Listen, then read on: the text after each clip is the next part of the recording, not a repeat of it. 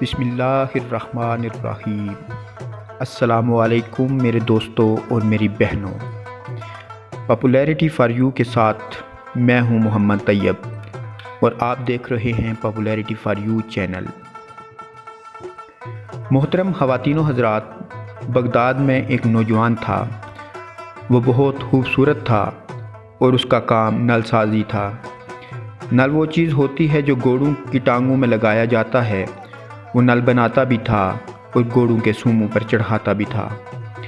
نل بناتے وقت تپتی بٹی میں شعلوں کے اندر وہ نل کو رکھتا اور پھر آگ میں اسے کسی اوزار کے ساتھ نہیں رکھتا، بلکہ آگ میں ہاتھ ڈال کر اسے تپتے ہوئے شعلے جیسے نل کو نکال لیتا اور اپنی مرضی کے مطابق اس کی شکل تجویز کرتا۔ لوگ اسے دیکھ کر اس کو دیوانہ کہتے اور حیران بھی ہوتے کہ اس پر آگ کا کوئی اثر کیوں نہیں ہوتا۔ ایک مرتبہ اس کے پاس کسی دوسرے شہر کا آدمی آیا۔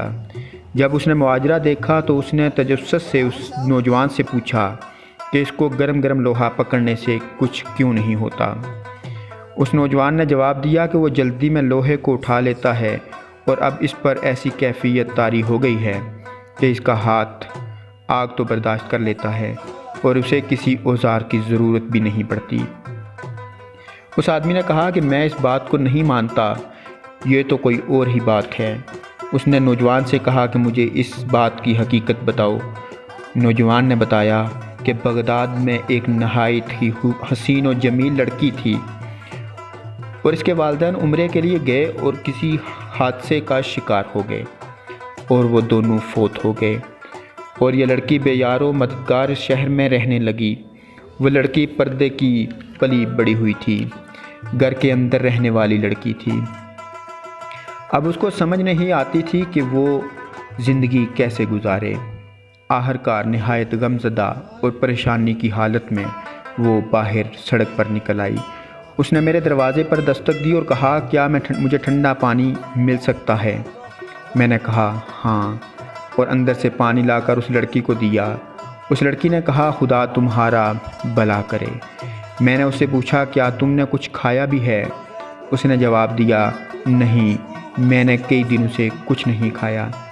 میں نے اس لڑکی سے اکیلے اس طرح پھرنے کی وجہ پوچھی تو اس لڑکی نے اپنے اوپر گزرا ہوا سارا واقعہ سنا دیا اور کہا، مجھے سمجھ نہیں آتی کہ میں زندگی کیسے گزاروں۔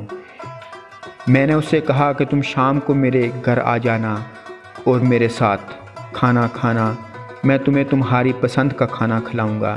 اس نوجوان نے بتایا کہ میں نے اس کے لیے کباب اور بہت اچھی چیزیں کھانے کے لیے تیار کیں۔ وہ شام کے وقت میرے گھر آ گئی اور میں نے کھانا اس کے سامنے رکھ دیا۔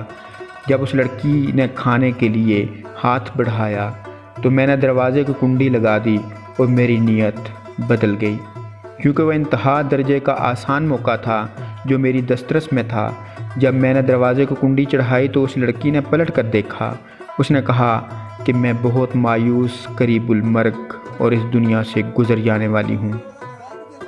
اس نے مزید کہا کہ میرے پیارے بھائی، تو مجھے خدا کے نام پر چھوڑ دے۔ وہ نوجوان کہنے لگا، میرے سر پر برائی کا ثبوت سوار تھا۔ میں نے اس سے کہا کہ ایسا موقع مجھے دوبارہ کبھی نہیں مل سکتا، میں تمہیں نہیں چھوڑ سکتا۔ اس لڑکی نے مجھ سے کہا کہ میں تمہیں خدا اور اس کے رسول پر درخواست کرتی ہوں، میرے پاس سوائے میری عزت کے کچھ نہیں، اور ایسا نہ ہو کہ میری عزت بھی پامال ہو جائے اور میرے پاس کچھ بھی نہ بچے، اور پھر اس حالت میں زندہ بھی رہوں تو مردوں کی طرح ہو جاؤں گی۔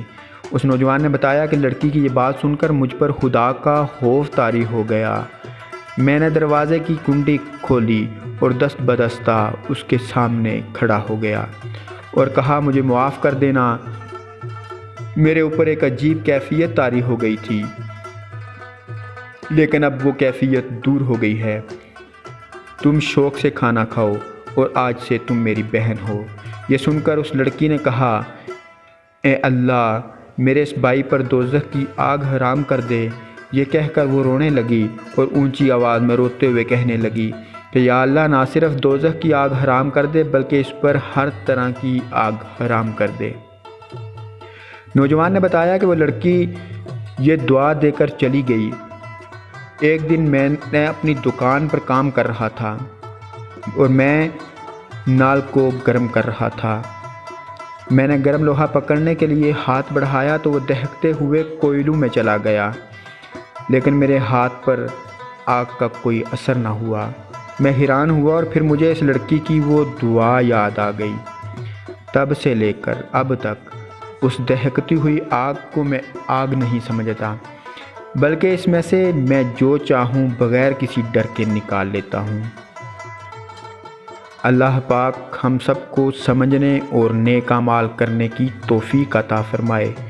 محمد طیب کو دیجیے اجازت، اس امید کے ساتھ کہ اگلی بار ایک اور ویڈیو لے کر آپ کی خدمت میں حاضر ہوں گا۔ تب تک کے لیے خدا حافظ۔ اللہ پاک ہم سب کا حافظ و نگہبان ہو۔